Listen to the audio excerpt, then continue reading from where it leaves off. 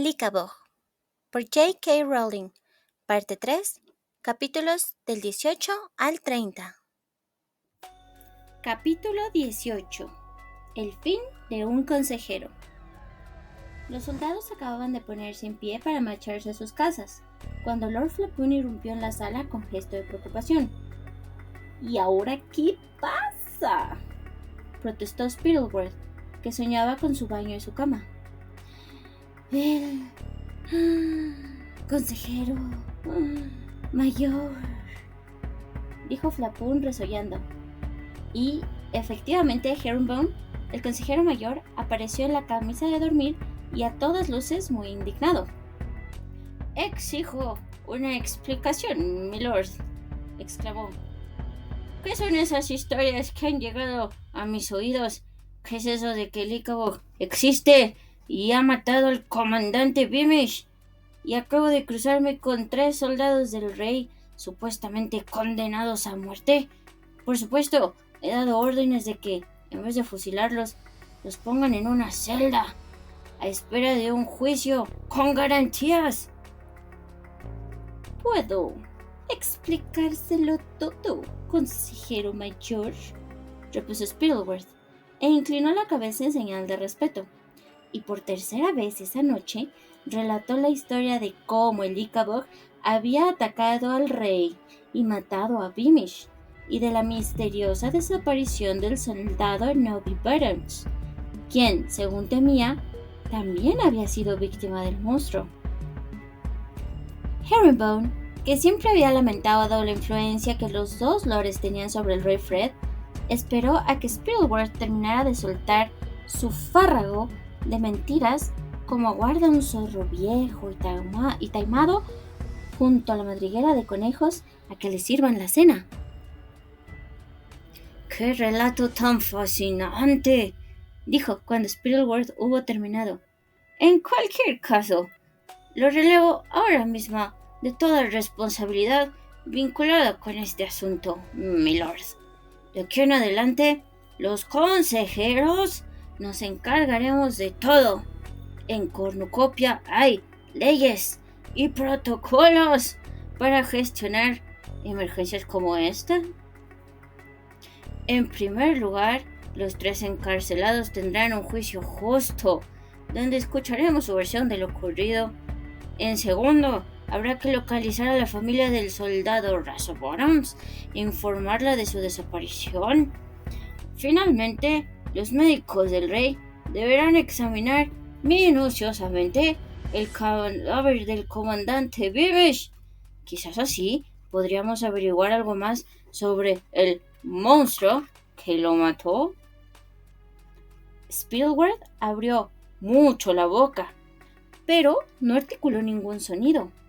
Vio cómo todo su espectacular plan se derrumbaba y cómo él mismo quedaba aplastado y atrapado bajo su propia astucia. Entonces, el comandante Roach, que estaba de pie detrás del consejero mayor, dejó lentamente su fusil en el suelo y descolgó una espada de la pared. Él y Spittleworth cruzaron una mirada siniestra, como una ráfaga de luz sobre aguas oscuras. «Creo, Herringbone», dijo por fin el Lord, «que le ha llegado la hora de su jubilación». Hubo un destello de acero y la punta de la espada asomó por el vientre del consejero mayor. Los soldados ahogaron gritos de asombro, pero Herringbone no dijo ni una sola palabra. Se arrodilló, simplemente, y luego se desplomó, muerto. Spittleworth miró a los soldados que se habían avenido a creer en el Ickabog y se deleitó viendo el miedo reflejado en sus caras y sintiendo su propio poder. «¿Verdad que todos han oído al consejero mayor nombrarme su sucesor antes de jubilarse?», preguntó sin alzar la voz. Los soldados asintieron. Habían permanecido inmóviles mientras presenciaban un asesinato y se sentían demasiado involucrados para protestar. Ahora, lo único que les importaba era salir con vida de aquella habitación y proteger a sus familias. «¡Estupendo!», dijo Spittleworth. El rey cree que el Icabod existe y yo apoyo al rey. Como nuevo consejero mayor, me propongo diseñar un plan para proteger al reino.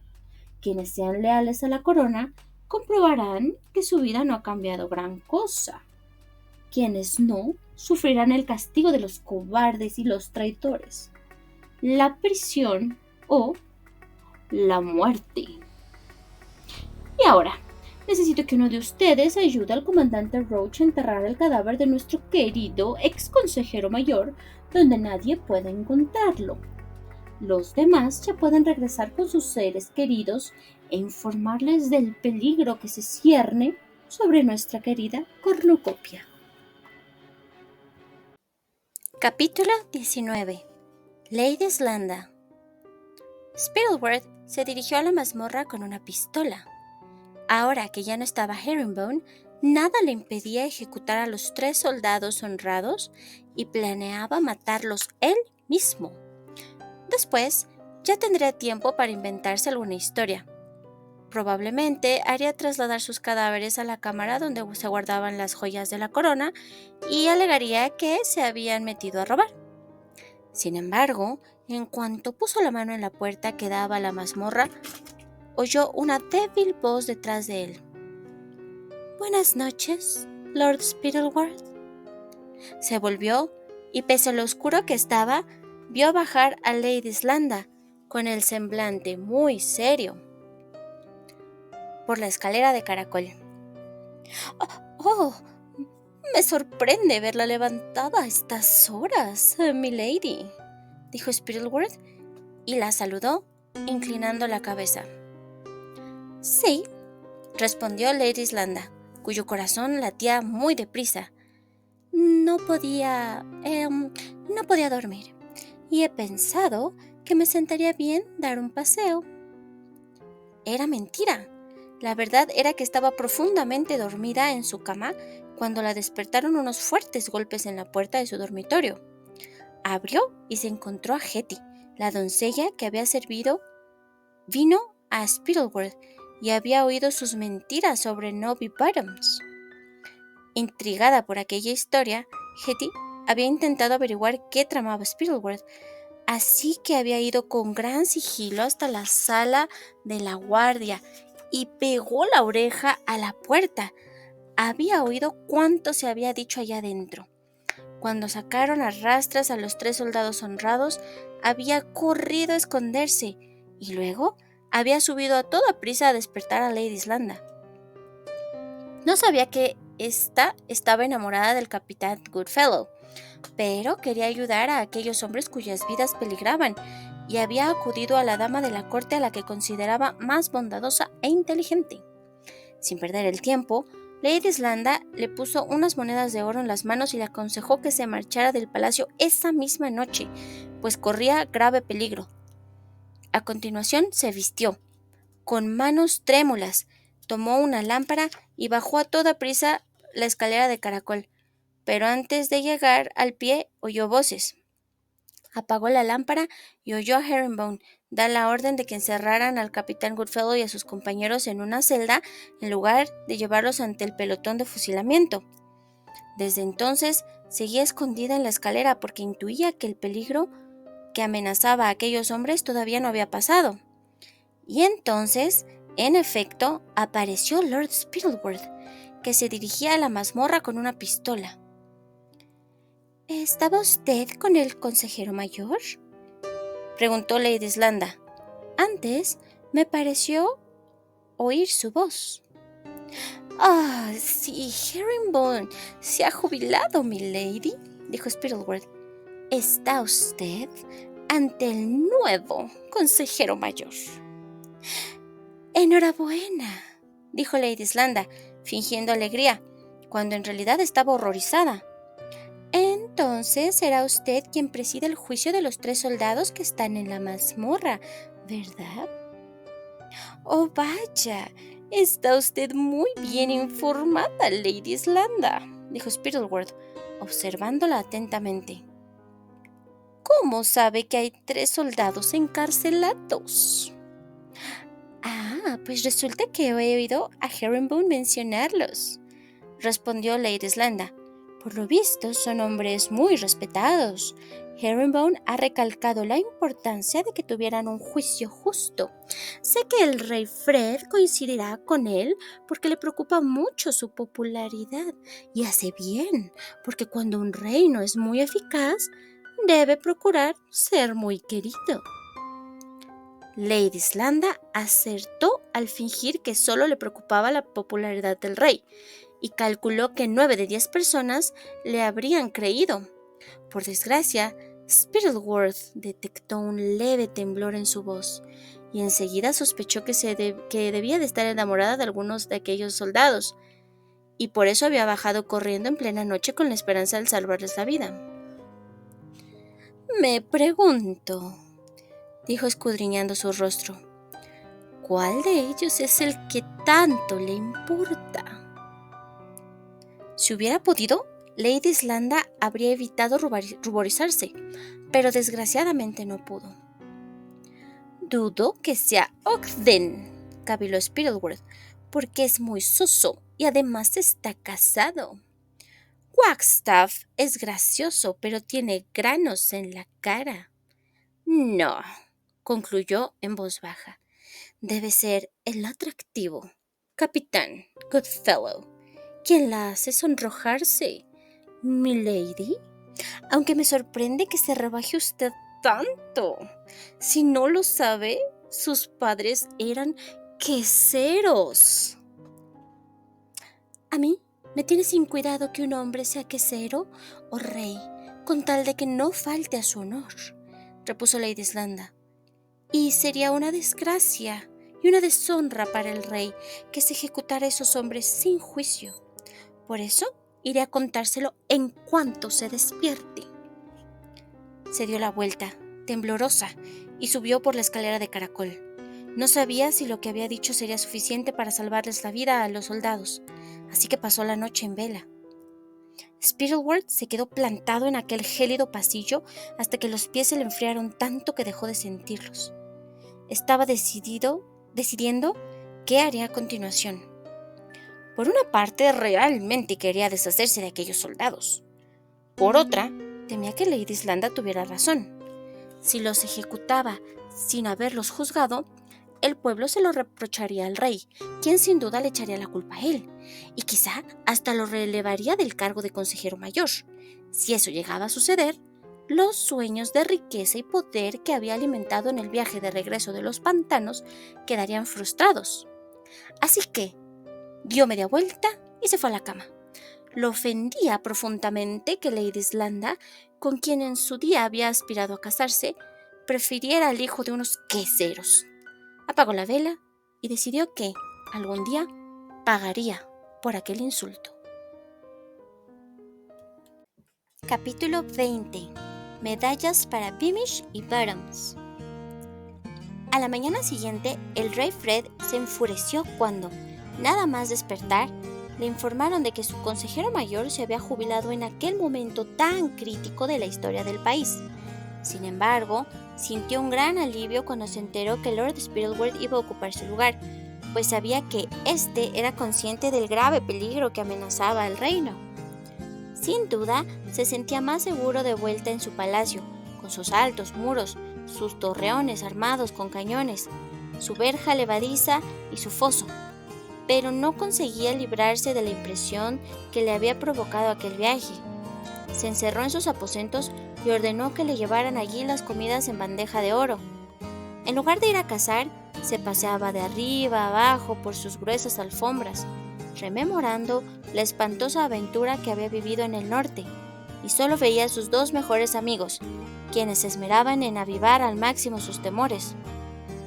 Transcurridos 3 días de su regreso de los pantanos, Spittleworth entró en los aposentos reales con semblante sombrío y anunció que los soldados a los que había ordenado regresar al pantanal para averiguar qué había sido del soldado Nobby Buttons solo habían encontrado sus zapatos manchados de sangre, una herradura y unos cuantos huesos mordisqueados.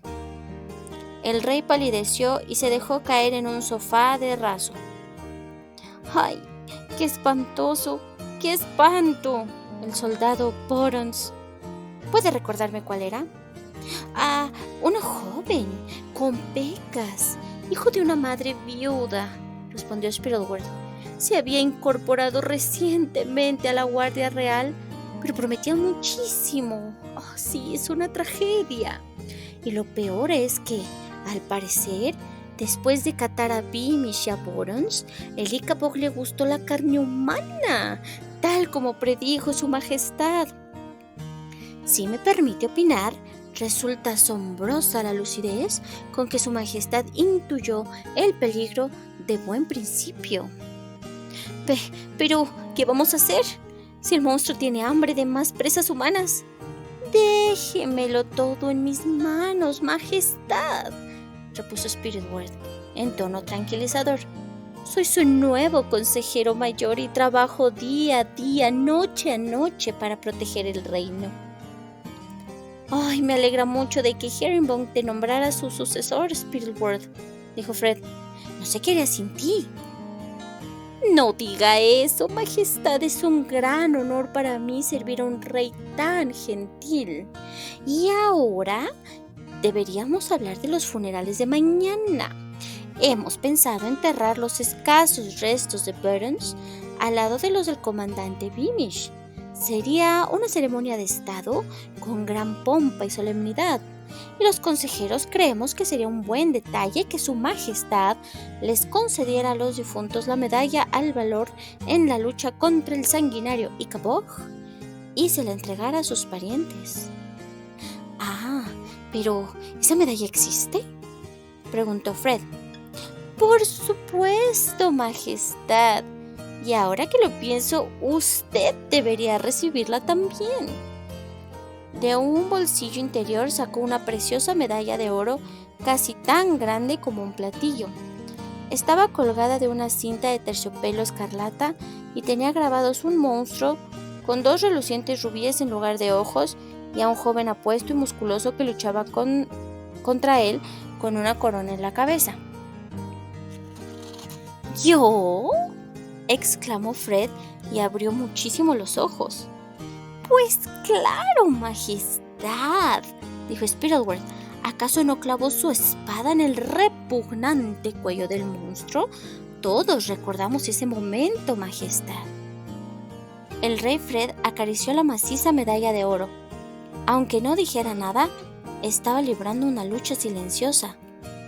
Su honestidad decía con una vocecilla diáfana: sabes muy bien que eso no fue lo que pasó.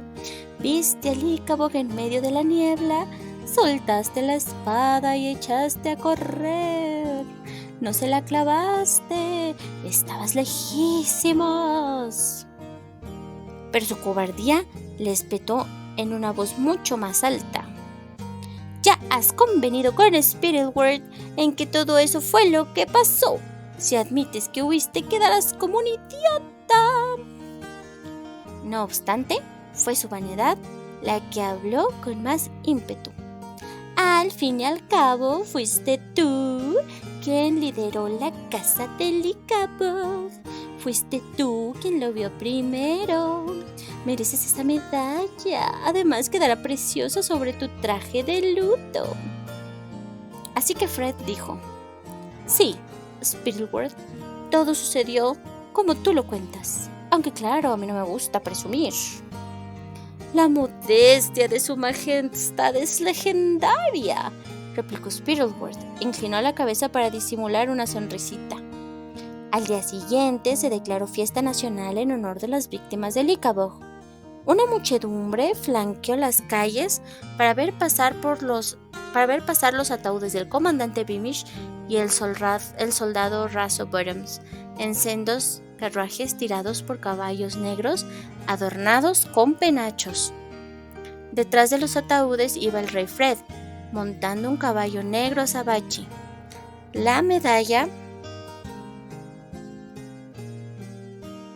al valor en la lucha contra el sanguinario Ickabog rebotaba en su pecho y reflejaba con tanta intensidad la luz del sol que los destellos deslumbraban a la multitud. Detrás de él, a pie, iban la señora Beamish y Bert, también vestidos de luto. A ellos los seguía una anciana que no paraba de dar alaridos. Llevaba una peluca pelirroja y la habían presentado a todo el mundo como la señora Buttons, la madre de Nobby. ¡Ay, mi Nobby!, se lamentaba. ¡Ay! Que acaben con ese odioso Ícabo que acabó con mi pobre Nobby. Colocaron los ataúdes al lado de las tumbas y los cornetines del rey tocaron el himno nacional. Luego empezaron a bajarlos. La caja de Buttons pesaba muchísimo porque la habían llenado de ladrillos. La estrafalaria señora Buttons volvió a llorar y maldecir al Ichabod mientras 10 sudorosos hombres bajaban el ataúd de su hijo a la sepultura. Entretanto, Beamish y Bert lloraban en silencio. A continuación, el rey Fred pidió a los familiares de las víctimas que se acercaran a recoger las medallas que se les había concedido. Como Spittleworth no había querido gastarse tanto dinero como en el rey ni en Beamish, ni en el imaginario Buttons, sus medallas no eran de oro, sino de plata. No obstante, fue una ceremonia muy emotiva, sobre todo cuando la viuda Buttons, abrumada, se echó al suelo para besarle las botas al rey. Después del funeral, Bert y su madre se dirigieron a la salida del cementerio entre las muestras de respeto de la gente, pero solo se detuvieron a saludar al señor Dovedale, quien se acercó a decirles lo mucho que lo sentía y abrazó a su vieja amiga. Daisy también habría querido decirle algo a Bert, pero había mucha gente observándolos y él ni siquiera levantó la vista del suelo. Al cabo de un momento, los mayores se separaron y ella vio alejarse a su amiguito de la mano de su madre. Ya en su casa, la señora Beamish se echó boca abajo en la cama y se puso a llorar a lágrima viva. Bert trató de consolarla, pero todos sus intentos fracasaron, así que tomó la medalla que les habían entregado, se la llevó a su habitación y la colocó encima de la repisa de la chimenea. Se apartó para ver cómo quedaba y entonces descubrió, junto a la medalla de su padre, el Ichabod de madera que le había regalado unos años atrás el señor Dovedale. Hasta ese momento no había visto relación alguna entre aquella figurita y la muerte de su padre, pero de pronto todo cambió. Tomó la estatuilla de madera, la puso en el suelo y la hizo añicos con un atizador. Luego recogió los trozos y los arrojó al fuego, mientras observaba las llamas cada vez más altas. Juró que algún día, cuando fuera mayor, iría en busca del Ichabod y se vengaría del monstruo que le había matado a su padre. Capítulo 21. El profesor Menthidor. A la mañana siguiente a los funerales, Spittleworth llamó otra vez a la puerta de los aposentos del rey y entró con un montón de pergaminos que dejó caer encima de la mesa a la que estaba sentado el monarca. Spittleworth, estos pasteles no están tan buenos como los de costumbre, dijo Fred.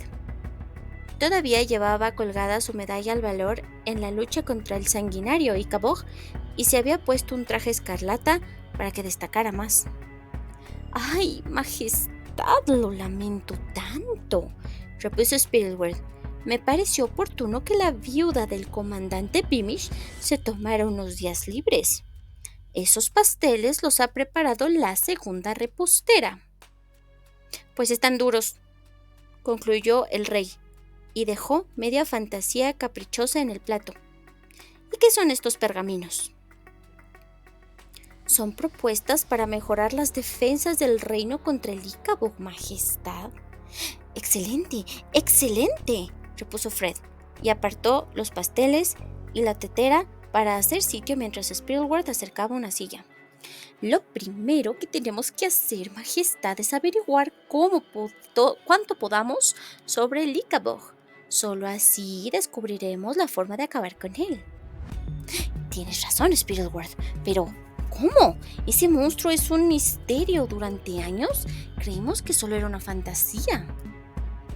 Discúlpeme, majestad, si le digo que en eso está equivocado, repuso el astuto lord, porque gracias a mis incansables indagaciones he descubierto al mayor experto en Icabox de toda Cornucopia. Está en el salón con Lord Flapoon, esperando. Si su majestad me autorizara... Oh, sí, tráelo ahora mismo, exclamó Fred emocionado.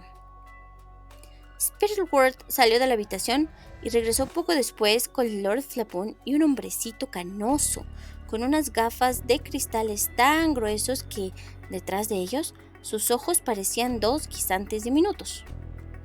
Le presento al profesor Mencidor, majestad, dijo Flapoon, y el hombrecillo con pinta de topo saludó al monarca con una profunda inclinación de cabeza. Lo que él no sepa de Icabox no vale la pena saberlo. ¿Y cómo es posible que nunca hayamos oído hablar de usted, profesor Mencidor?, le preguntó el rey, y pensó que, de haber sabido que el Icabox era tan real como para tener su correspondiente experto, a él jamás se le habría ocurrido salir en su busca. Llevo una vida retirada, majestad, contestó el profesor Mencidor y volvió a inclinar la cabeza. Son tan pocos los que creen en la existencia del monstruo que me he resignado a reservarme mis conocimientos. Al rey le satisfizo esa respuesta, lo que representó un gran alivio para Spittleworth, pues el profesor Mencidor era tan falso como el soldado Novi Burns o los alaridos de su anciana madre en el funeral. De hecho, tras las gafas del profesor y la peluca pelirroja de la anciana se ocultaba la misma persona, el mayordomo de Lord Spittleworth, que se llamaba Otto Scrumble, y se encargaba de cuidar la finca del Lord mientras éste se alojaba en el palacio. Al igual que su patrón, Scrumble estaba dispuesto a hacer cualquier cosa por dinero, y había accedido a hacerse pasar por la viuda y por el profesor a cambio de 100 ducados. ¿Y qué pretende contarnos sobre el Icabox, profesor Mencidor?, preguntó el rey. Veamos, dijo el falso profesor, a quien Spittleworth le había explicado lo que tenía que decir. Es tan alto como 2 caballos. ¡O más!, lo interrumpió Fred, en cuyas pesadillas desde que había regresado de los pantanos aparecía un Icabox gigantesco. ¡O más!, como bien dice su majestad, concedió Mencidor. Calculo que un Icabox de tamaño medio debe ser tan alto como 2 caballos, pero existen ejemplares más grandes, tan altos como... como 2 elefantes, sugirió el rey. Exacto, coincidió Mencidor. Y sus ojos son como 2 faroles, o como 2 bolas relucientes de fuego, sugirió el rey. Precisamente la imagen que iba a emplear, majestad, exclamó Mencidor. ¿Y es cierto que el monstruo sabe hablar nuestro idioma?, preguntó Fred, en cuyas pesadillas el monstruo le susurraba: Quiero al rey, ¿dónde estás, reyesuelo?, mientras se arrastraba por las oscuras calles de la ciudad en dirección al palacio. Desde luego que sí, contestó Mencidor, inclinando de nuevo la cabeza. Creemos que el Icabox aprendió a hablar nuestro idioma a base de hacer prisioneros. Todo indica que, antes de destripar y comerse a sus víctimas, las obliga a darles clases de idiomas. ¡Ay, qué barbaridad! ¡Por todos los dioses!, susurró Fred, que había palidecido. Además, procedió Mencidor, el Icabox tiene una memoria excelente y es sumamente vengativo. Si su víctima es más lista que él y consiguiera burlarlo por azares del destino, como hizo usted, majestad, que logró huir de sus garras asesinas, puede salir del pantano al amparo de la oscuridad y atacar mientras duerme. Más blanco que el azúcar glass de la fantasía caprichosa que se estaba comiendo, Fred dijo con voz ronca: ¿Qué vamos a hacer? Estoy perdido. ¡Ay, nada de eso, Majestad!, intervino Spittleworth enérgico. He planeado una serie de medidas para proteger a nuestro muy amado rey. Dicho esto, tomó uno de los pergaminos que había llevado y lo desenrolló. Contenía una ilustración coloreada de un monstruo que parecía un dragón y que ocupó la mesa casi por completo. Era feo y enorme, con gruesas escamas negras, los ojos blancos y relucientes, una boca con colmillos terroríficos y lo bastante grande para tragarse entero a un hombre, unas garras largas y afiladísimas y, finalmente, una larga cola acabada en un aguijón venenoso. A la hora de defenderse de un Ickabog hay que tener en cuenta varias cosas, continuó el profesor Mentidor. Sacó un puntero y fue señalando los colmillos, las garras y la cola venenosa.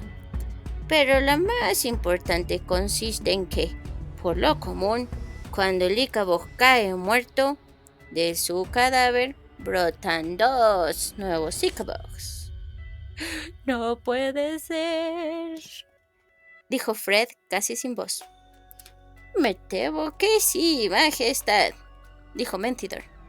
He dedicado toda mi vida al estudio del monstruo y puedo asegurarle que mis conclusiones son correctas. Su Majestad quizá recuerde que muchos relatos antiguos del Ickabog mencionan esta peculiaridad, intervino Spittleworth, para quien era importantísimo convencer al rey de aquel rasgo particular, ya que gran parte de su plan dependía de eso. ¡No puede ser! ¡No puede ser!, dijo Fred con un hilo de voz. Lo sé. De entrada parece imposible, dijo Spittleworth mientras asentía con la cabeza. De hecho, es una de las ideas extraordinarias e increíbles que solo entienden las personas más inteligentes, mientras que el vulgo estúpido, Majestad, se burla de esa noción. Fred miró a Spittleworth, a Flapoon y al profesor Mentidor. Parecía que los tres estuvieran esperando a que demostrara lo inteligente que era él. Desde luego, no quería parecer estúpido, así que repuso. Ya, en fin, si el profesor lo dice no tengo por qué ponerlo en duda. Pero si el monstruo se duplica cada vez que muere, ¿cómo vamos a matarlo? Bueno, en la primera fase del plan no lo haremos, aclaró Spittleworth. ¿Oh, no?, dijo Fred alicaído. Entonces Spittleworth desenrolló el segundo pergamino, que resultó ser un mapa de cornucopia. En la parte superior, es decir, en el norte del reino, se veía un tosco dibujo de un Ickabog gigantesco en el centro de un pantano. Alrededor, dibujadas con palitos, había un centenar de figuritas armadas con espadas. Fred se fijó para ver si alguna llevaba corona y se alegró al comprobar que no. Como ve, Majestad, nuestra primera propuesta consiste en que se cree la Brigada de Defensa contra el Ickabog. Esos hombres patrullarán por el perímetro del pantanal para asegurarse de que el monstruo no salga de allí. Calculamos que el coste de esta brigada, incluidos uniformes, armas, caballos, pagas, instrucción, comidas, alojamiento, bajas por enfermedad, bonificaciones por actividades peligrosas, regalos de cumpleaños y medallas, ascenderá a 10,000 ducados de oro. ¡10,000 ducados! Repitió el rey Fred. Eso es mucho. Oh, pero claro, si se trata de protegerme, si se trata de proteger a Cornucopia. 10,000 ducados al mes es un precio módico, opinó Spittleworth. ¡Al mes!, exclamó Fred. Sí, Majestad, confirmó el Lord. Si de verdad queremos defender el reino, El gasto será considerable. Sin embargo, si Su Majestad cree que podemos pasar con menos armamento... Oh, no, no, no, no, yo no he dicho que... No. Naturalmente, no esperábamos que Su Majestad corra con todos los gastos, continuó Spielberg. Ah, ¿no? Dijo Fred esperanzado. No, Majestad, eso sería sumamente injusto. Al fin y al cabo, todo el país se beneficiará de la Brigada de Defensa contra el Icaborg. Sugiero la creación de un impuesto Icaborg. Pediremos a todas las familias de cornucopia que paguen un ducado de oro al mes. Evidentemente, para eso tendremos que reclutar e instruir a muchos recaudadores de impuestos, pero si aumentamos la cantidad a 2 ducados, podríamos cubrir también sus sueldos. Admirable, Spittleworth, dijo el rey Fred. Menudo cerebro que tienes. Y la verdad, 2 ducados al mes, la gente apenas lo notará. Capítulo 22. La casa sin banderas. Y así, todas las familias de cornucopia tuvieron que pagar un impuesto mensual de 2 ducados de oro para proteger al país del Icaborg. Los recaudadores de impuestos no tardaron en convertirse en una presencia habitual en las calles. Llevaban unos ojos como faroles blancos y fijos, pintados en la espalda del uniforme negro, supuestamente para recordarle a todo el mundo en qué se empleaba el impuesto. Pero en las tabernas se murmuraban que eran los ojos de Lord Spittleworth, vigilando para asegurarse que nadie dejara de pagar. Cuando hubieron recaudado suficiente oro, Spittleworth decidió erigir una estatua en memoria de una de las víctimas del Icaborg. El monumento, además, serviría para recordarle al pueblo lo salvaje que era aquella bestia. Al principio pensaba que el homenajeado debía ser el comandante Beamish, pero los espías que tenía en las tabernas de Chocksville le explicaron que lo que de verdad había impresionado a la gente era la historia del soldado Russell Buttons, el joven y valeroso Buttons, que se había ofrecido voluntario para salir al galope en plena noche con la noticia de la muerte de su comandante y que también había acabado en las fauces del Icaborg. La mayoría lo consideraba una figura noble y trágica que merecía una bonita estatua. En cambio, podía interpretarse que el imprudente comandante Beamish había muerto por accidente al adentrarse en el neblinoso pantanal después del anochecer. De hecho, los clientes de las tabernas de Chocksville estaban muy resentados con Beamish, pues Nobby Bottom se había visto obligado a jugarse la vida por su culpa. Spittleworth, feliz de plegarse a los deseos del pueblo, encargó una estatua del joven soldado raso y la plantó en medio de la plaza más grande de Chocksville. Buttons quedó inmortalizado sobre un magnífico corcel, regresando a la ciudad dentro de la ciudad al galope, con la capa de bronce ondeando a la espalda y la mirada de firme determinación en el rostro imberbe. Se puso de moda dejar flores los domingos bajo el pedestal de la estatua, pero una muchacha, más bien feucha, lo hacía a diario, asegurando que había sido la novia del héroe. Como los dos lores estaban hartos de entretener al rey, que seguía demasiado asustado para ir de cacería, temía que el Icaborg se las hubiera ingeniado de alguna manera para trasladarse al sur y abalanzarse sobre él en el bosque, Spittleworth decidió invertir un poco más de oro en un proyecto que lo distrajera. Hay que encargar un retrato suyo peleando con el Icaborg, Majestad. El pueblo lo exige. ¿Así? Dudó Fred, acariciando los botones de esmeralda de su traje. Pero enseguida recordó que, la mañana que se había puesto por primera vez el uniforme de combate, había soñado con hacerse retratar matando al Icaborg. Aceptó la propuesta y pasó 2 semanas escogiendo y probándose el nuevo uniforme, pues el otro se le había ensuciado en el pantanal, y esperando a que le forjaran una nueva espada con el puño incrustado de joyas. Una vez finalizados los preparativos, Spittleworth llevó al palacio a Malik Motley, el mejor retratista de cornucopia, y Fred empezó a posar semana tras semana para un retrato tan grande que cubriría toda una pared del salón del trono. Detrás de Motley se sentaban 50 pintores menores que copiaban su obra para tener preparadas versiones más pequeñas que se repartirían por todas las ciudades y pueblos y aldeas de cornucopia. Mientras lo retrataban, el rey se entretenía relatándonos a Motley y a los otros pintores su famosa pelea con el monstruo, y cuando más la repetía, más convencido estaba de que eso era lo que realmente había sucedido. Entre una cosa y otra, Fred estaba contento y ocupado. Spittleworth y Flapoon volvían a ser libres para dirigir al país y repartirse los cofres de oro que sobraban todos los meses y que hacían trasladar de madrugada a sus respectivas fincas. Pero se preguntarán, ¿qué había sido de los otros 11 consejeros que habían trabajado a las órdenes de Herringbone? No era extraño que el consejero mayor hubiera renunciado a su cargo en plena noche y que nadie hubiera vuelto a verlo jamás. No preguntaron nada cuando de la noche a la mañana encontraron a Spittleworth ocupando el lugar de Herringbone. Y lo más importante, ¿creían en la existencia de Lycabog? Son preguntas excelentes y ahora mismo voy a contestarlas. Claro que comentaron entre ellos que Spittleworth no debía haber ocupado el cargo sin una votación. Un par incluso se plantearon protestar ante el rey, pero decidieron no hacer nada por una sencilla razón. Tenían miedo.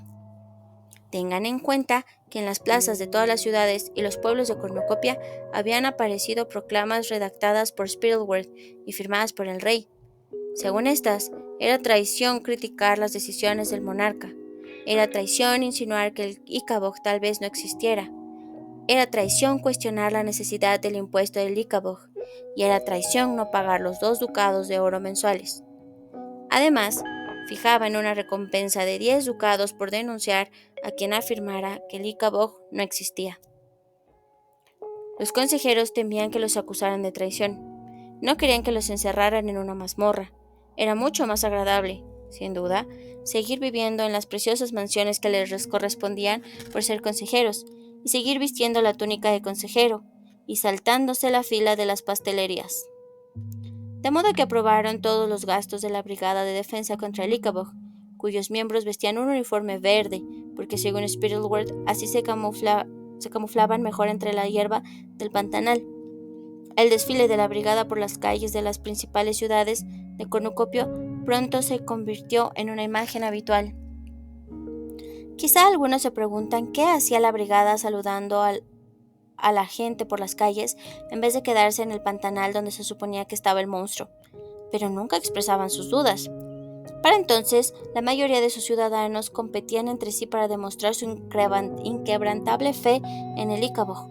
Ponían reproducciones baratas del cuadro del rey Fred peleando con el Icaboc en las ventanas de sus casas y colgaban letreros de madera en las puertas con mensajes que decían: orgullosos de pagar el impuesto Icaboc o muera el Icaboc, viva el rey.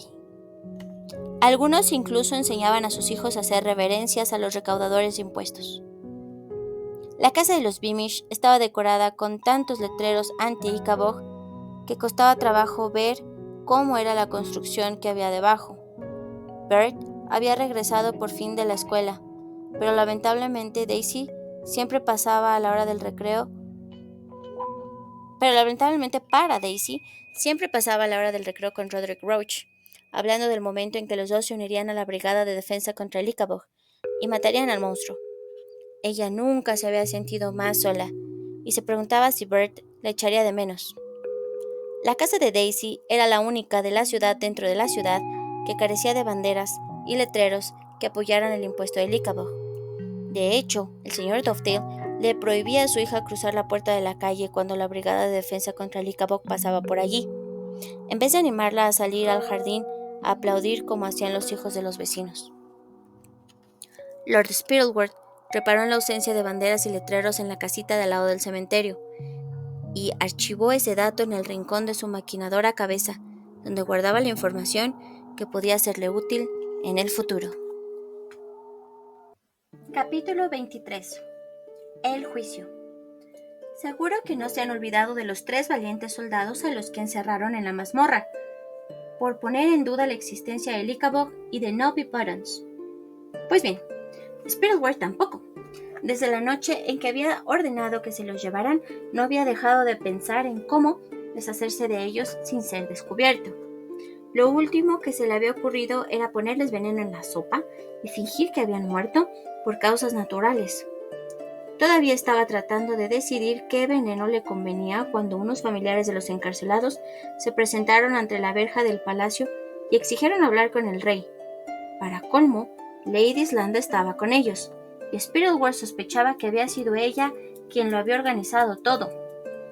En lugar de conducirlos ante el rey, Fred, Spittleworth llevó al grupo a su espléndido despacho, donde con mucha cordialidad los invitó a sentarse. «Queremos saber cuándo se celebrará el juicio de nuestros familiares prisioneros», dijo el hermano del soldado raso Ogden, un criador de cerdos de las afueras de Barnstone. «Ya llevan meses encerrados», añadió la madre del soldado raso Wagstaff, y que trabajaba de camarera en una taberna de Jeroboam. «Y, ante todo, nos gustaría saber de qué se los acusa», concluyó Lady Islanda. «Se los acusa de deserción», repuso Spittleworth, y sin dejar de mirar al criador de cerdos, se acercó el pañuelo perfumado a la nariz. El pobre hombre iba perfectamente aseado, pero Spittleworth pretendía que se sintiera insignificante y por desgracia lo logró. «¿Deserción?», dijo la señora Wagstaff perpleja. «Pero si no hay en todo el reino 3 soldados más leales al rey». Spittleworth escudriñó el rostro de aquellas personas profundamente preocupadas, y de pronto se le ocurrió una idea brillante como un relámpago. ¿Cómo no lo había pensado antes? No necesitaba envenenar a los soldados, sino solo arruinar su reputación. «Los presos se presentarán mañana mismo ante el tribunal», anunció y se puso de pie. «El juicio se llevará en la plaza más grande porque quiero que toda Chocksville los oiga declarar. Que tengan un buen día, damas y caballero». Y con una sonrisita y una inclinación de cabeza dejó plantados a los atónitos familiares y se dirigió a la mazmorra. Los 3 soldados estaban mucho más delgados que la última vez, y como no habían podido lavarse ni afeitarse, ofrecían un aspecto lamentable. El vigilante, borracho, dormía en un rincón. «Buenos días, señores», dijo Spittleworth con tono resuelto. «Buenas noticias. Mañana se presentarán ante el tribunal».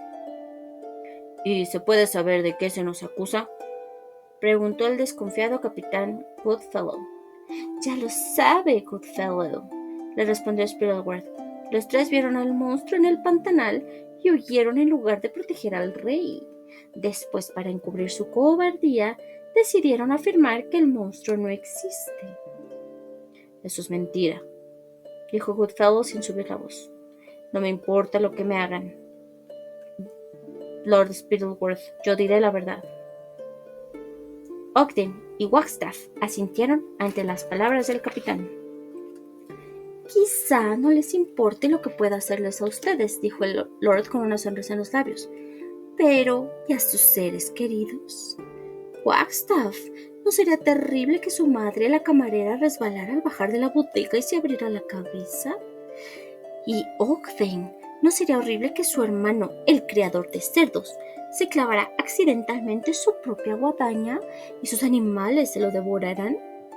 Spittleworth se acercó más a los barrotes, miró fijamente a Goodfellow y susurró. «¿Y a usted, capitán, no le parecía espantoso que Lady Islanda sufriera un accidente de equitación y se partiera ese esbelto y hermoso cuello?» Porque Spittleworth creía que Lady Islanda era la amante del capitán Goodfellow. Jamás se le habría ocurrido pensar que una mujer podía tratar de proteger a un hombre con el que ni siquiera había hablado. Pero el capitán Goodfellow no entendía por qué demonios Lord Spittleworth lo amenazaba con la muerte de Lady Islanda. Es verdad que le parecía la joven más adorable del reino, pero nunca había compartido su opinión con nadie, porque a los hijos de los queseros no les correspondía fijarse en la dama de la corte. «¿Qué tiene que ver Lady Islanda conmigo?» «No finja, Goodfellow», le espetó el autonombrado consejero mayor. «La he visto ruborizarse en cuanto mencione su nombre. ¿Me tomo por idiota? ¿Acaso ha estado haciendo todo lo posible para protegerlo? Déjeme decirle, sí. Estaría muerto de no ser por ella. Y saldrá perjudicada si mañana dice algo que contradiga mi versión. Lady Islanda le salvó la vida a Goodfellow. ¿Piensa sacrificar la suya?» El capitán se quedó pasmado. La idea de que Lady Slanda estuviera enamorada de él le parecía tan maravillosa que casi eclipsó las amenazas de Spittleworth, pero enseguida comprendió que, para salvarle la vida a Slanda, tendría que mentir y declararse culpable de deserción ante el tribunal, lo que sin duda acabaría con el amor que esa joven sentía por él. Spittleworth comprobó, al ver palidecer a los tres hombres, que sus amenazas habían surtido efecto. «Anímense, caballeros», les dijo. «Estoy seguro de que sus seres queridos no sufrirán ningún accidente si mañana ustedes dicen la verdad». Por toda la capital se colgaron carteles que anunciaban el juicio, y al día siguiente una gran muchedumbre abarrotó la plaza más grande de Chocksville. Los tres valientes soldados subieron por turnos a una tarima de madera en presencia de sus amigos y familiares. Uno a uno confesaron que se habían tropezado con el Ícabog en el pantanal y que en lugar de defender al rey, habían huido como cobardes. La multitud los abuchaba tan ruidosamente que no se oían las palabras del juez, que no era otro que el mismo Lord Spittleworth. En cualquier caso, mientras éste le leía la sentencia, cadena perpetua en las mazmorras del palacio, el capitán Goodfellow no hacía más que mirar fijamente a Lady Slanda, que seguía el juicio sentada en la parte más alta de las gradas, con otras damas de la corte. A veces, con solo una mirada, dos personas pueden transmitirse mucho más de lo que se dirían con palabras en toda una vida.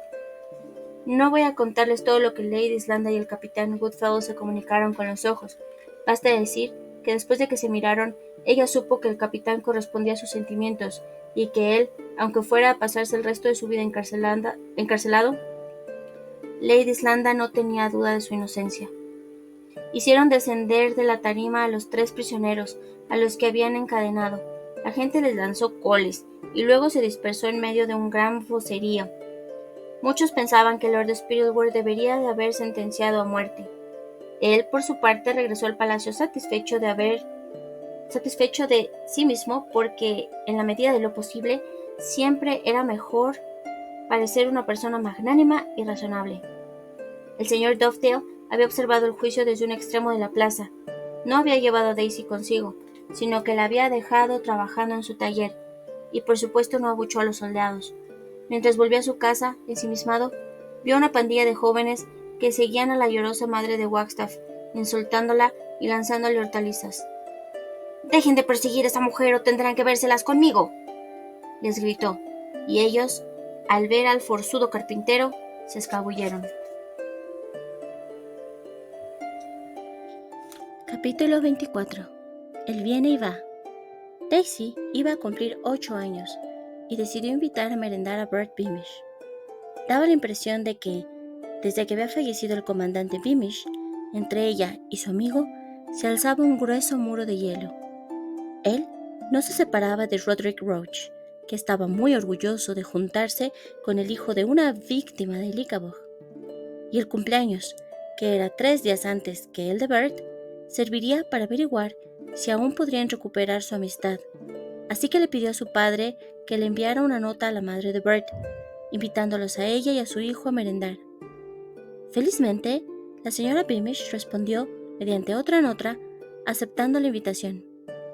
Bert siguió sin dirigirle la palabra, pero ella pudo abrigar esperanzas de que el día de su cumpleaños todo se arreglaría. El señor Dovedale tenía un buen salario como carpintero del rey, pero, como muchísimos cornucopianos, pasaba estrecheces desde que tenía que pagar el impuesto Ícabog. Aún así, llevó a casa unos pasteles, si bien menos de lo habitual.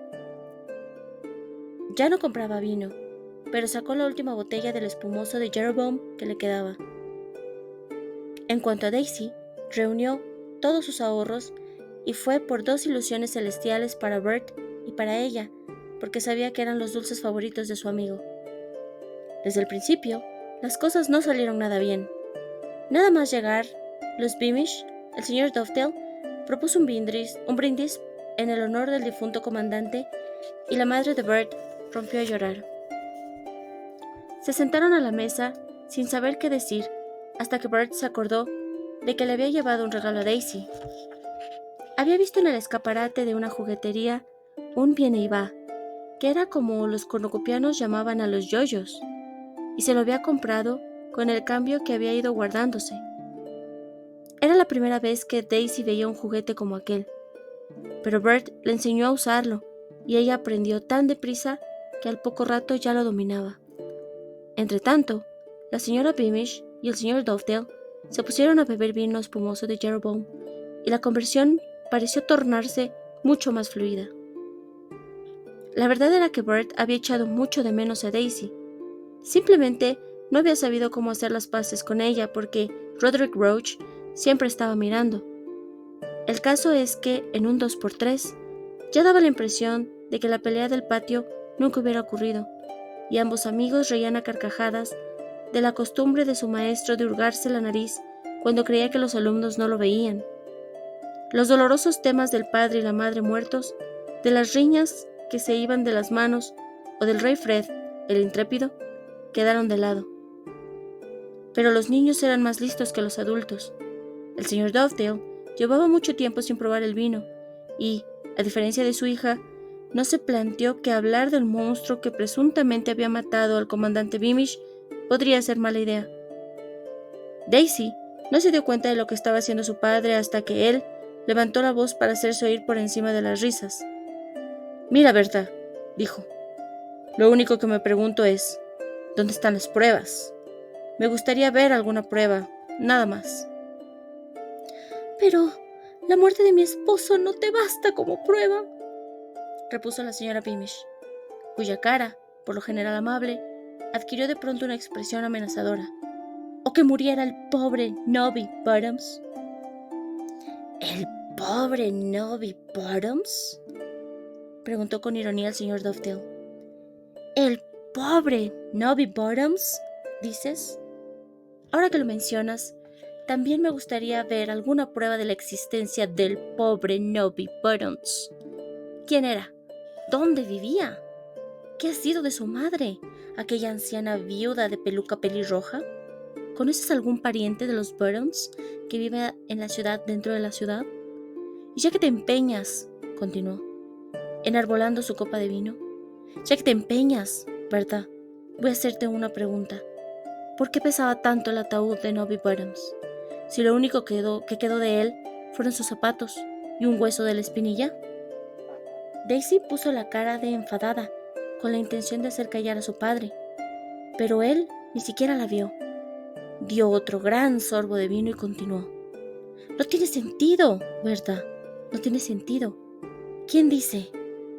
Perdóname, solo es una suposición, pero ¿quién dice que tu pobre esposo no se cayó del caballo y se partió el cuello, y que Lord Spittleworth aprovechó la oportunidad para fingir que lo había matado el Ichabod e imponernos a todos ese impuesto?» La señora Beamish se levantó muy despacio. No era muy alta, pero estaba tan furiosa que parecía que sobrepasaba en estatura al señor Dovedale. «Mi esposo», dijo susurrando con tanta frialdad que a Daisy se le puso la piel de gallina, «era el mejor jinete de toda Cornucopia. Suponer que pudo caerse del caballo viene a ser lo mismo que suponer que tú podrías cortarte una pierna con tu propio serrucho, Dan Dovedale. Lo único que pudo matar a mi esposo es un monstruo terrible. Y deberías tener cuidado con lo que dices, porque afirmar que el Ichabod no existe es una traición». «¡Traición!», se burló el señor Dovedale. «Berta, por favor, no eras a decirme que crees esa bobería, ¿verdad? Pero si hasta hace unos pocos meses descreer del Ichabod era de personas sensatas, no de traidores. Eso era antes de que supiéramos que existe», gritó la señora Beamish. «Nos vamos a casa». «No, no se vayan, por favor», suplicó Daisy. Tomó la cajita que había escondido debajo de su silla y salió corriendo al jardín detrás de los Beamish. «Por favor, Bert, mira. He comprado ilusiones celestiales para ti y para mí. Me he gastado todos mis ahorros». Daisy no sabía que la última vez que Bert se había comido una ilusión celestial había sido en las cocinas del palacio, luego de que su madre le asegurara que, si algo malo le hubiera sucedido al comandante Beamish, ya se habrían enterado. Desde entonces, cuando veía una de esas ilusiones celestiales, se acordaba de aquel día que había visto el cadáver de su padre sobre el caballo. Aún así, No era su intención tirarlas al suelo, solo apartar la caja. Desafortunadamente, a ella le resbaló de las manos y los pasteles carísimos fueron a parar a un arriate de flores cubiertos de tierra. Daisy rompió a llorar y Bert le gritó: «Lo único que te importa son los pasteles». Abrió la verja del jardín y se marchó con su madre. Capítulo 25. El problema de Lord Spittleworth. Por desgracia para Lord Spittleworth, el señor Dovedale no era el único que había empezado a manifestar sus dudas respecto a Lycabog. Cornucopia se estaba empobreciendo poco a poco. Los comerciantes ricos no tenían problemas para pagar los impuestos de Lycabog. Les entregaban los 2 ducados mensuales a los recaudadores y a continuación subían el precio de sus dulces, quesos, jamones y vinos para recuperar el dinero. Pero a los menos ricos cada vez les costaba más reservar 2 ducados de oro todos los meses, sobre todo porque los productos que se vendían en los mercados iban subiendo de precio. En los pantanos, los niños cada vez estaban más flacos. Spittleworth, que tenía espías en todos los pueblos y ciudades del país, empezó a recibir noticias de que la gente quería saber en qué se estaba invirtiendo su oro, e incluso existía pruebas de que el monstruo significaba una amenaza real. Verán, siempre se había dicho que los habitantes de cada ciudad de Cornucopia tenían un carácter particular.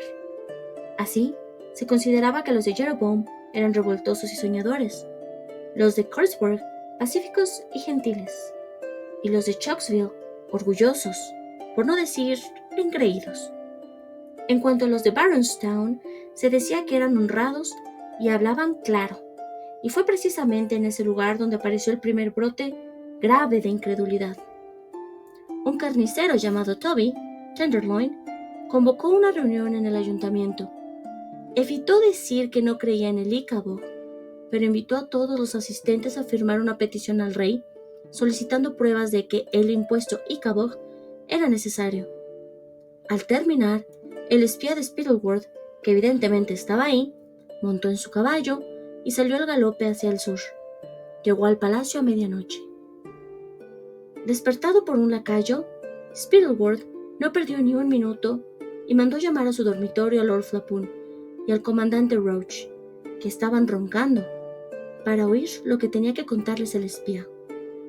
Este les relató lo sucedido en la reunión de traidores y, a continuación, desplegó un mapa donde se habían tomado la molestia de marcar las casas de los cabecillas, entre ellos Toby Tenderloin. ¡Excelente trabajo! Los haremos arrestar por traición y los meteremos en la cárcel. Así de fácil, dijo Roach. ¿Así de fácil? ¿Qué tiene de fácil?, repuso impaciente Spittleworth. En esa reunión había 200 personas. No podemos encarcelar a 200 personas. Para empezar, no tenemos suficiente espacio. Y además, la gente lo verá como una demostración de que no podemos aportar pruebas de la existencia del Lycabog. Pues entonces habrá que pegarles un tiro, dijo Flapoon. Luego los envolvemos como hicimos con Beamish y los dejamos en el pantanal para que los encuentren ahí. Así la gente creerá que los mató el Lycabog. ¿Y desde cuándo el Lycabog tiene armas?, respetó Spittleworth. ¿Y 200 capas con las que envolver a sus víctimas? Ya que se burla de todos nuestros planes, mi lord, intervino Roach, ¿por qué no propone usted una mejor idea? Pero eso era precisamente lo que Spittleworth no podía hacer, por mucho que se estrujara el cerebro. No se le ocurría ninguna forma de asustar a los cornucopianos para que siguieran pagando sus impuestos. Sin rechistar, lo que necesitaba era alguna prueba de la existencia del Lycabog. ¿Pero de dónde sacarla? Estaba paseándose a solas delante del fuego de la chimenea cuando oyó que llamaban otra vez a la puerta. ¿Y ahora qué pasa? Tankerby, el lacayo, entró en la habitación. ¿Qué quieres? Date prisa y habla, que estoy ocupado, dijo Spittleworth. Como usted diga, mi lord, respondió Cankerby. Hace poco he pasado por delante de su puerta y por casualidad lo he oído hablar con Lord Flapoon y el comandante Roach sobre una reunión de traidores. Vaya, por casualidad, repuso Spittleworth con tono amenazador. He pensado que debía contárselo, mi lord. Me consta que hay un hombre aquí, en la ciudad, dentro de la ciudad, que piensa igual que esos traidores de Barlonstown, dijo Cankerby. Él también quiere pruebas, como aquel carnicero, y cuando lo oí, a mí me suena traición. Por supuesto que es traición, dijo Spittleworth. ¿Quién se atreve a expresar tales cosas a las mismísimas puertas del palacio? ¿Cuál de los sirvientes del rey osa poner en duda su palabra? Dímelo. Yo digo que, repuso Cankerby, barriendo el suelo con la punta del zapato. Pues yo digo que algo valdrá esa información. Desembucha, criado, y veré si mereces una recompensa o no, bramó Spittleworth, agarrando al lacayo por la perchera del jubón. ¿Su nombre? Dime su nombre. Es Dan Dovetail, balbuceó el otro. ¿Dovetail? Dovetail. El apellido me suena, repuso Spittleworth, y soltó a Cankerby, que se tambaleó y cayó hacia atrás, encima de una mesita. ¿No había una modista que...? Sí, su esposa, mi lord, está muerta, dijo el lacayo levantándose. Ya entiendo, dijo Spittleworth. Vive en una casita que está al lado del cementerio, donde nunca cuelgan banderas ni ponen retratos del rey en las ventanas. ¿Y cómo sabes que ha expresado esas opiniones traidoras? Por casualidad, oí que se lo contaba a una sirvienta, dijo Cankerby. Tú, como que oyes muchas cosas por casualidad, ¿no, Cankerby? Preguntó Spittleworth, y buscó unas monedas en el bolsillo de su chaleco. Muy bien, toma 10 ducados. Muchas gracias, mi lord, dijo el lacayo y saludó con una inclinación de cabeza. Espera, añadió Spittleworth, pues Cankerby ya se disponía a salir. ¿Qué oficio tiene ese tal Dovetail? Lo que en realidad quería saber era si el rey lo echaría de menos en caso de que desapareciera. Es carpintero, mi lord, contestó Cankerby. Volvió a inclinar la cabeza y salió de la habitación. ¡Carpintero!, dijo Spittleworth pensando en voz alta. Y sin más salir Cankerby y cerrarse la puerta, tuvo otra de sus ideas brillantes.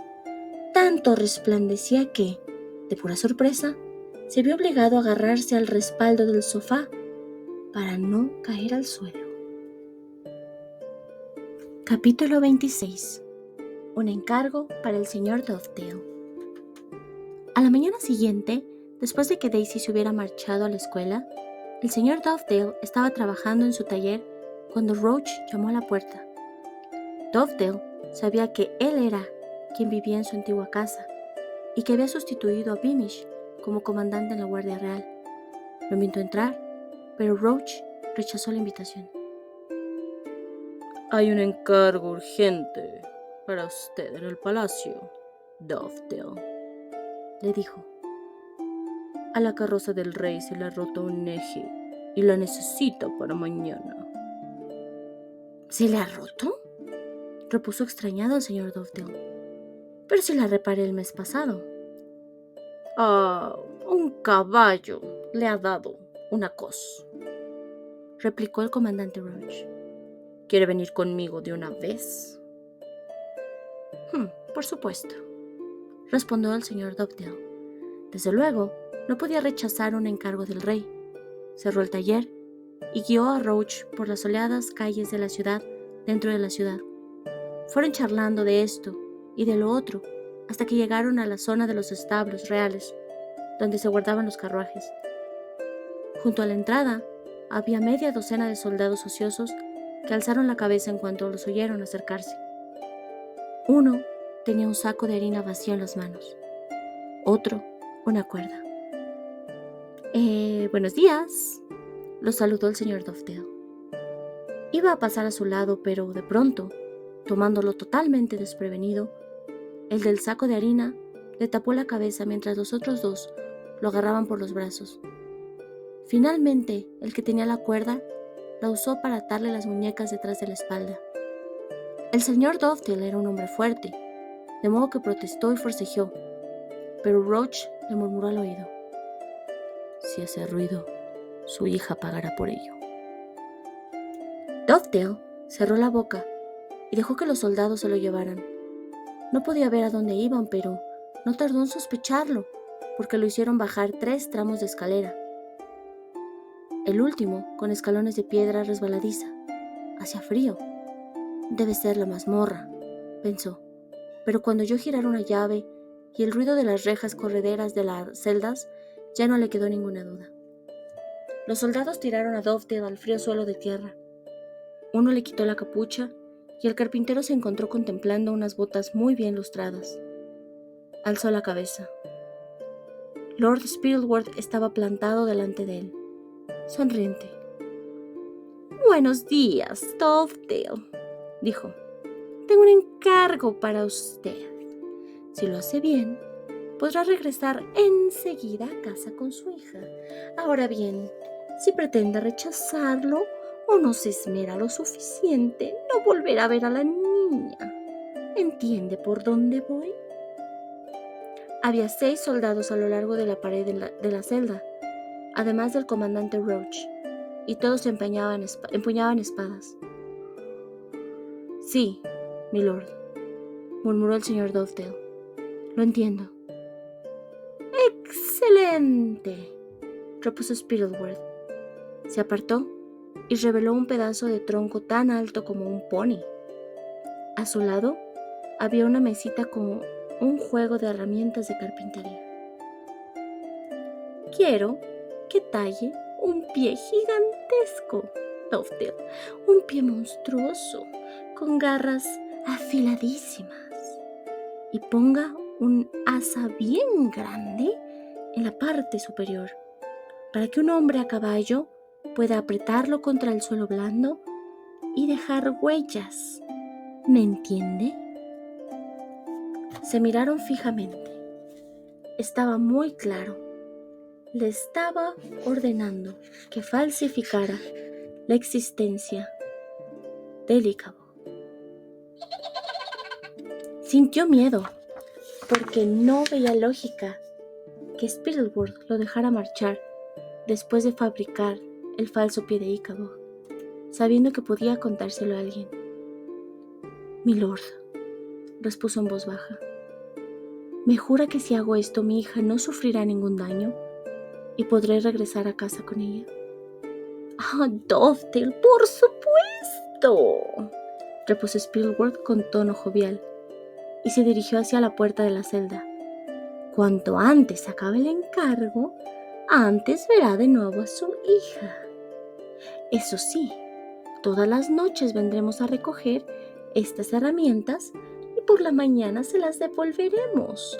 No podemos dejar en manos de un prisionero utensilios con los que podría lastimarse, ¿verdad? Buena suerte, Dovedale. Estoy impaciente por ver esa garra». Entonces Roach cortó la cuerda con la que le habían atado las muñecas a Dovedale. Spittleworth, Roach y los demás salieron de la celda. La puerta de hierro se cerró con estrépito. La llave giró en la cerradura y el señor Dovedale se quedó solo con aquel enorme trozo de madera, sus serruchos y sus gubias.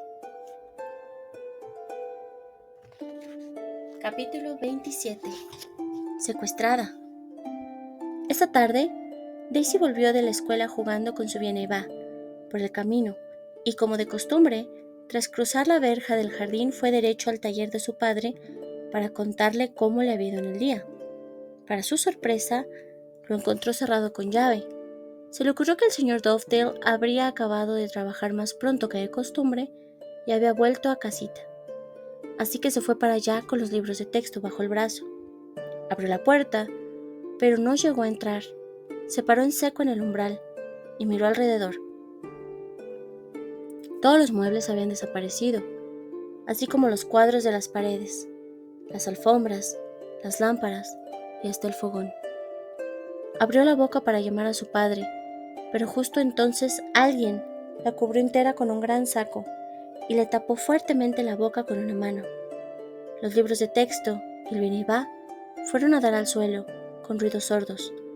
Sintió que la levantaban y se retorció como una lagartija, pero la sacaron de la casa y la metieron en la parte trasera de un carromato. Si haces ruido, le dijo una voz áspera al oído, mataremos a tu padre. Daisy, que se había llenado los pulmones al máximo para gritar con todas sus fuerzas, cambió de parecer y decidió soltar el aire muy despacio. Notó que el carromato daba una sacudida y, cuando empezaron a moverse, oyó el tintineo de un arnés y un sonido de cascos. Giraron enseguida y supo que estaban saliendo de la ciudad dentro de la ciudad. Oyó a los vendedores del mercado y el ruido de los otros caballos, y dedujo que estaban atravesando Chucksville. Jamás había tenido tanto miedo, pero, aún así, se esforzó en concentrarse en cada vuelta, cada sonido y cada olor que percibía para poder hacerse una idea de a dónde la llevaban. Al cabo de un rato, se fijó en que los caballos ya no iban por una calzada adoquinada, sino por un camino de tierra. El aroma a pasteles que impregnaba la atmósfera de Chucksville desapareció, y lo sustituyeron los olores a tierra y vegetación de la campiña. El hombre que la había secuestrado era el soldado Prod, un tipo bruto y corpulento, que formaba parte de la brigada de defensa contra el Ichabod. Spittleworth le había ordenado deshacerse de la hija de Dovedale, y Prod había entendido que quería que la matara. Y no iba mal encaminado. Si Spittleworth lo había escogido, era porque le gustaba emplear los puños y le tenía sin cuidado quién recibiera los golpes. Con todo, mientras conducía el carromato por el campo y pasaba por los bosques y florestas donde habría sido fácil estrangular a Daisy y enterrar su cadáver, poco a poco el soldado Prod se fue dando cuenta de que no iba a poder cumplir su misión. Resulta que su sobrina Rosie, a quien quería mucho, tenía la misma edad que Daisy, y cada vez que se imaginaba estrangulando a esta última, era Rosie a quien veía suplicar que no la matara. Así pues, en lugar de desviarse del camino de tierra y entrar en el bosque, Prod siguió adelante con un carromato, y él empezó a desvanarse los sesos para ver qué podía hacer con Daisy. Entretanto, ella, con la cabeza dentro del saco de harina, notó que el olor de salchichas de Barronstown se mezclaba con el olor a queso de Corsburg, y se preguntó a cuál de las dos famosas ciudades la estarían llevando. Una vez había acompañado a su padre allí a comprar queso y carne, y creía que, si conseguía despistar al conductor cuando la bajara del carromato, podía regresar a Chucksville a pie en un par de días. Desesperada, pensaba una y otra vez en su padre y se preguntaba dónde podía estar y por qué se habían llevado todos los muebles de su casa. Pero luego se obligaba a concentrarse en el trayecto, pues quería asegurarse de que sabría encontrar el camino de vuelta. Prestó mucha atención por si oía los cascos de los caballos, el pisar del suelo de piedra del puente que atravesaba el río Fluma y conectaba Barronstown y Corsburg, pero nunca llegó a oír ese sonido, porque en lugar de entrar en una de aquellas ciudades, el soldado Prod pasó de largo. Acababa de tener una idea genial para deshacerse de Daisy, y, rodeando la ciudad de los salchicheros, continuó hacia el norte. Poco a poco los olores de carne y queso se esfumaron y empezó a anochecer. El soldado Prod, que era originario de Jeroboam, se había acordado de una anciana que vivía a las afueras de esa ciudad, a la que todos llamaban Ma Grunter. Aquella mujer se dedicaba a recoger a huérfanos y recibía de las autoridades un ducado al mes por cada crío que vivía con ella. Jamás ningún niño o niña había conseguido fugarse de la casa de Ma Grunter, y por eso Prod decidió llevar a Daisy allí. No podía arriesgarse a que su cautiva encontrara el camino de regreso a Chocksville, porque Spittleworth se enfurecería si descubría que el soldado no había cumplido sus órdenes. Pese al frío, el miedo y lo incómoda que viajaba en la trasera del carromato, el balanceo había acabado por dormir a Daisy. Pero de repente despertó con una sacudida. Notó un olor diferente en el aire, un olor que no le gustó nada, y al cabo de un rato lo identificó. Era olor a vino. Lo reconoció por las escasas ocasiones en las que el señor Dovedale se bebía una copa. Debían de estar acercándose a Jeroboam, ciudad que ella nunca había visitado. A través de los agujeros de la tela del saco, distinguió que estaba amaneciendo. El carromato volvió a sacudirse por una calzada adoquinada y poco después se detuvo. Enseguida, Daisy trató de saltar de la trasera del carromato y escapar, pero antes de que pudiera hacerlo, el soldado Prod ya la había agarrado. La llevó, aguantando sus codazos y patadas, hasta la puerta de Ma Grunter, que aporreó con el grueso puño. Sí, ya voy, dijo una voz aguda y cascada desde el interior de la casa. Se oyó cómo retiraban una serie de cerrojos y cadenas, y Ma Grunter apareció en el umbral, apoyando todo su peso en un bastón con mango de plata. Aunque, como es lógico, Daisy, que seguía dentro del saco, no pudo verla. Le traigo otra cría, ma, dijo Prod, y cargó el saco, en cuyo interior estaba Daisy, por el pasillo, que olía a cola hervida y a vino barato. Quizá piensen que Ma Grunter se alarmaría al ver que metían en su casa a una niña en un saco, pero la verdad es que no era la primera vez que la hija de unos presuntos traidores a la que secuestraban y le entregaban. No le importaba la historia de cada crío, solo el ducado que las autoridades le pagaban todos los meses por tenerlos en su casa. Cuantos más niños se apiñaran en su ruinoso cuchitril, más vino podría comprar. Así que tendió una mano y graznó. La tarifa de admisión es de 5 ducados. Era lo que decía siempre cuando se daba cuenta de que alguien necesitaba deshacerse de una criatura, costara lo que costara. Prod, refunfuñando, le entregó los 5 ducados y se marchó sin decir nada más. Ma Grunter cerró de un portazo. Prod montó en su carromato y desde allí volvió a oír el tintineo de las cadenas y el girar de las llaves de las puertas de Ma Grunter. Aunque le hubiera costado la mitad de su paga mensual, se alegraba de haberse sacado de encima el problema de Daisy Dovedale y regresó tan aprisa como pudo a la capital. Capítulo 28. Ma Grunter. Tras asegurarse de que la puerta quedaba bien cerrada, Ma Grunter le quitó el saco de encima a su nueva pupila. Daisy parpadeó, deslumbrada, al volver a ver la luz del golpe, y vio que se encontraba en un pasillo muy sucio, frente a una anciana muy fea, vestida de negro de pies a cabeza, y con una gran verruga con pelos en la punta de la nariz. ¡John! Graznó la anciana, sin quitarle los ojos de encima, y un chico mayor que ella, mucho más alto, y con cara de pocos amigos, llegó, arrastrando los pies, e hizo crujir los nudillos. Sube a decirle a las Janes que pongan otro colchón en su habitación. Pídese a los otros renacuajos, gruñó Ron. Yo todavía no he desayunado. Como única respuesta, Ma Grunter blandió su grueso bastón con puño de plata para golpearlo en la cabeza. Daisy incluso encogió los hombros, anticipando el sonido de metal contra el cráneo, pero el chico esquivó hábilmente el golpe, como si estuviera muy entrenado. Volvió a hacer crujir los nudillos y dijo de mal humor: Está bien, está bien. Y desapareció por la escalera desvencijada. ¿Cómo te llamas?, le preguntó Mac Grunter a Daisy. Daisy, contestó ella. Pues, a partir de ahora, te llamarás Jane. Daisy no tardaría en enterarse de que Mac Grunter les hacía lo mismo a todos los críos que llegaban a su casa. Todas las niñas pasaban a llamarse Jane y todos los niños John.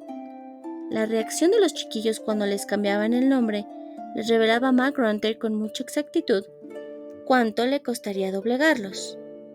Como es lógico, los más pequeños aceptaban sin rechistar que se llamaban John o Jane y olvidaban rápidamente que un día habían tenido otro nombre. Los huérfanos y los que se habían perdido también aceptaban el cambio sin oponer resistencia, en cuanto comprendían que llamarse John o Jane era el precio que tenían que pagar si querían un techo bajo el que cobijarse. Pero de vez en cuando, Mac Grunter se encontraba con críos que se negaban a aceptar su nuevo nombre y, antes de que Daisy hubiera abierto siquiera la boca, supo que ella pertenecía a esa clase. La recién llegada tenía pinta de orgullosa y, si bien era muy delgada, estaba firmemente plantada allí, con su overol apretando los puños. Me llamo Daisy, dijo. Me pusieron ese nombre porque significa margarita, y las margaritas eran las flores favoritas de mi madre. Tu madre está muerta, repuso Mac Grunter, que siempre les decía a sus pupilos que sus padres estaban muertos. Era mucho mejor que aquellos mocosos no creyeran que allá afuera había alguien que los esperaba y los rescataría si lograban huir. Eso es verdad, dijo Daisy. El corazón le latía muy deprisa. Mi madre está muerta. Y tu padre también, añadió Mac Grunter. Daisy miró a aquella anciana horrible y la vio borrosa. No había probado bocado desde el almuerzo del día anterior y había pasado una noche de pesadilla en el carromato de Prod. Aún así, dijo con voz clara y firme. Mi padre está vivo. Me llamo Daisy Dovetail y mi padre vive en Chocksville. Necesitaba creer que su padre seguía allí. No podría permitirse dudarlo, porque si muriera, desaparecería para siempre toda luz del mundo. Tú te equivocas, dijo Mac Grunter, y enarboló su bastón. Tu padre está muerto y enterrado y te llamas Jane. No, me llamo, insistió Daisy, pero de pronto oyó zumbar el bastón de Mac Grunter en dirección de su cabeza. Lo esquivó como había visto hacer al chico, pero un segundo bastonazo le alcanzó en la oreja.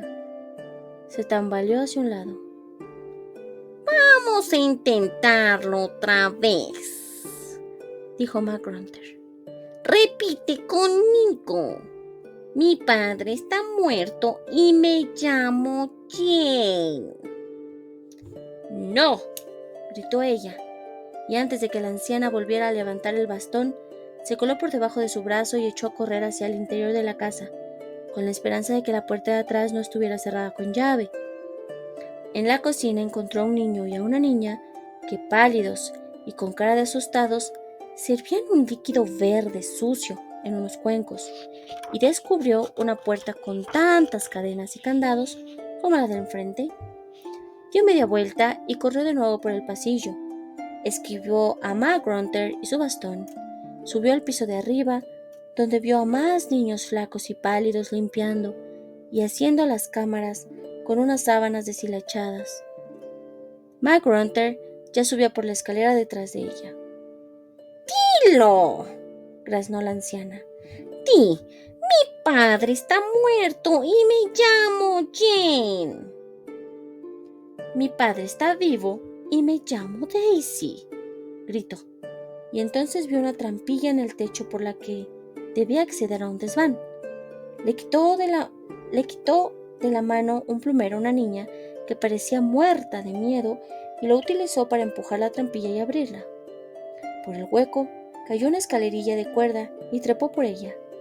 Al llegar arriba la recogió y cerró de golpe para que Mac Grunter y su bastón no pudieran alcanzarla.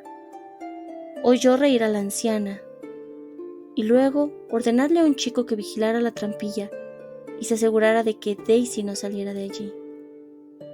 Más adelante, Daisy descubriría que los críos se ponían otros nombres que escogían ellos mismos, porque así sabían que John o que Jane estaba hablando.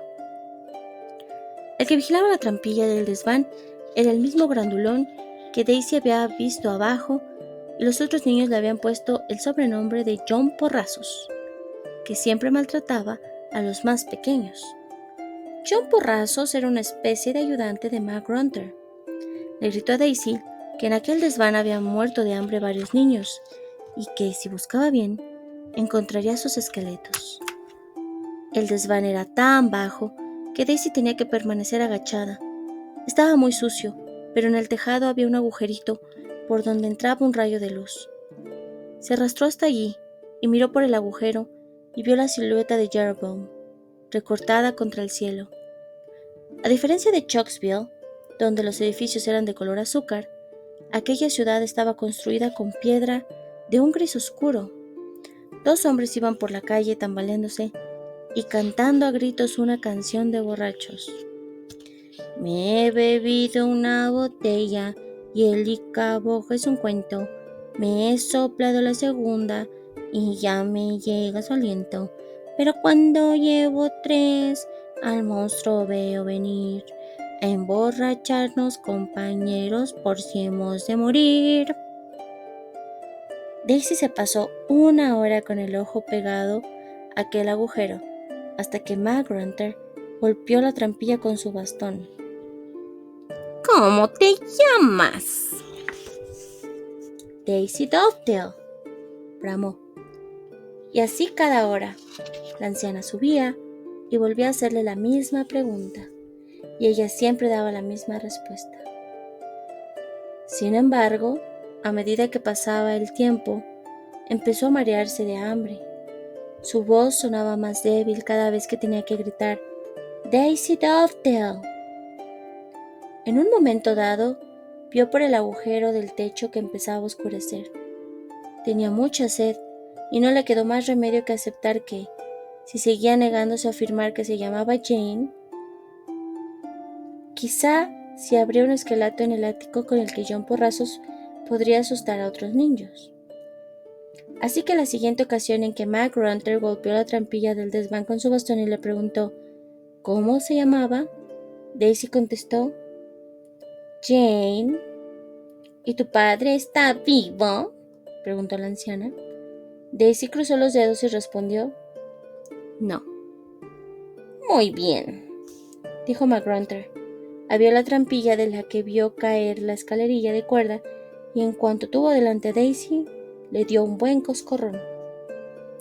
«Esto por ser una mocosa maleducada, mentirosa y repugnante», dijo. «Ve a tomarte la sopa, lava el cuenco y acuéstate». Daisy se tragó como pudo 2 cucharadas de sopa de col.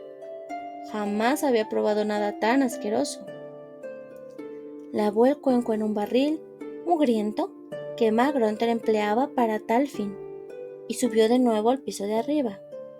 Habían puesto otro colchón en el suelo del dormitorio de las niñas.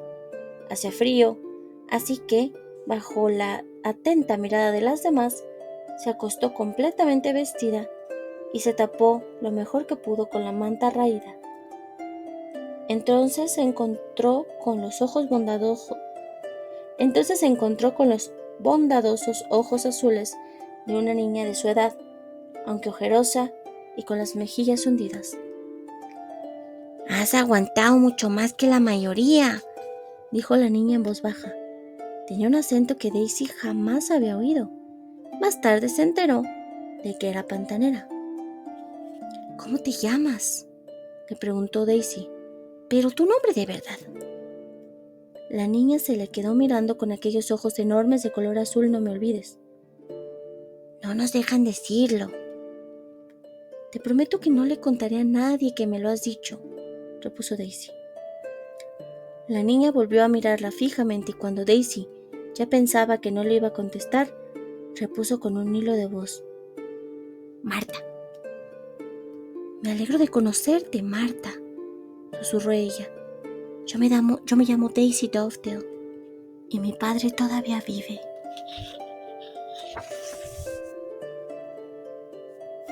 Capítulo 29. Las preocupaciones de la señora Beamish. En Chucksville, Spittleworth se aseguró de que se difundiera la historia de que la familia Dovedale había hecho el equipaje en plena noche y se había ido a vivir a la vecina Puritania. El maestro de Daisy se lo contó a sus compañeros de clase y Cankerby, el lacayo, informó a todos los sirvientes del palacio.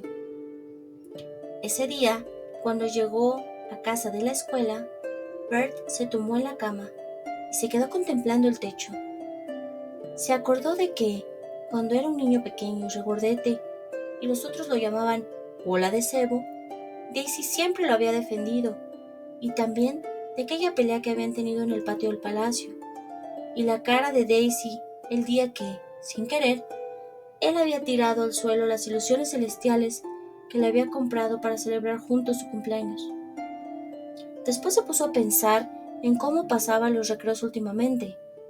Al principio le gustaba haberse hecho amigo de Roderick Roach, porque éste siempre lo había acosado y desde entonces había dejado de hacerlo. Pero si era sincero consigo mismo, no le gustaban las mismas cosas que a Roderick, como lanzar piedras con resorteras a los perros, o tomar ranas vivas y esconderlas en las bolsas de las niñas. Cuando más se acordaba de lo bien que lo pasaba con Daisy, más cuenta se daba de que por las noches le dolía la cara de tanto reír forzadamente con Roderick, y más se arrepentía de no haber intentado recuperar a su amiga. Pero ya era tarde. Ella se había ido a Puritania para siempre. Mientras Bert estaba tumbado en su cama, su madre estaba sentada sola en la cocina. Se sentía casi tan mal como su hijo. Estaba muy arrepentida de haberle contado a Mabel, la sirvienta, que el señor Dovedale había dicho que el Ichabod no existía. Se sentía indignada ante la insinuación de que su esposo hubiera podido caerse del caballo, así que no se dio cuenta de que estaba señalando a su antiguo amigo como un traidor, hasta que las palabras salieron de su boca. Y entonces ya era demasiado tarde. Por más distanciados que estuvieran, no quería meterlo en problemas, de modo que le suplicó a Mabel que lo olvidara, y ella se aseguró que podía quedarse tranquila. Aliviada, se volvió para sacar del horno una bandeja de sueños de doncella, y entonces descubrió a Cankerby, el lacayo, medio escondido en el rincón. Todos los que trabajaban en el palacio sabían que Cankerby era un entrometido y un chismoso. Era especialista en entregar sigilosamente en las habitaciones y en mirar por el ojo de las cerraduras sin que nadie se diera cuenta. La señora Beamish no se atrevió a preguntarle cuánto rato llevaba allí, pero al llegar a casa un miedo terrible empezó a atenazarle el corazón, y 2 noches después, sentada sola a la mesa de la cocina, seguía preguntándose si Cankerby no le había contado a Lord Spittleworth lo que había dicho el señor Dovedale, y si éste no se había ido a vivir a Puritania, sino que estaba en la cárcel. Cuantas más vueltas le daba, más asustada estaba. Decidió dar un paseo para calmarse y, tras avisar a Bert, salió presurosa a la calle. Todavía había niños jugando por allí, y fue ella esquivándolos hasta llegar a la casita que estaba entre la puerta de la ciudad dentro de la ciudad y el cementerio. No se veía luz en las ventanas y el taller estaba cerrado con llave, pero cuando empujó la puerta principal, ésta se abrió. Todos los muebles y hasta los cuadros de las paredes habían desaparecido. La señora Beamish dio un largo y hondo suspiro de alivio. Si hubieran encarcelado al señor Dovedale, no se habrían llevado con todos sus muebles. Todo parecía indicar que Daisy y él habían empacado sus cosas y se habían mudado a Puritania. Respiraba más tranquila cuando se encaminó de vuelta a casa. Un poco más allá, unas niñas saltaban la cuerda y entonaban una cancioncilla que últimamente se oía en todos los parques de todo el reino. Salta que te agarra el Licabog, salta que te va a atrapar. Si no saltas te hinca el diente, ya se comió hasta un teniente. Una de ellas se asustó al ver de pronto a la señora Beamish. Dio un grito y soltó la cuerda. Las otras se espantaron de su grito. Una soltó una risita histérica y la otra rompió a llorar. No pasa nada, niñas, la tranquilizó la señora Beamish, intentando sonreír. Se quedaron inmóviles mientras pasaba a su lado, pero ella se detuvo de repente y se volvió a mirar a la que había soltado su extremo de la cuerda. ¿Quién te dio ese vestido?, preguntó. La niña, roja como un tomate, se miró el vestido. Mi papá, señora, contestó y levantó de nuevo la cara. Ayer, cuando volví del trabajo, y a mi hermano le dio un viene y va. Tras mirar fijamente aquel vestido unos segundos, la señora Beamish se despidió y siguió su camino. Pensó que debía estar equivocada, pese a que recordaba muy bien a Daisy Dovetail con ese mismo vestido, precioso, de un amarillo intenso y con margaritas bordadas alrededor del cuello y los puños, cuando su madre vivía y le hacía toda la ropa.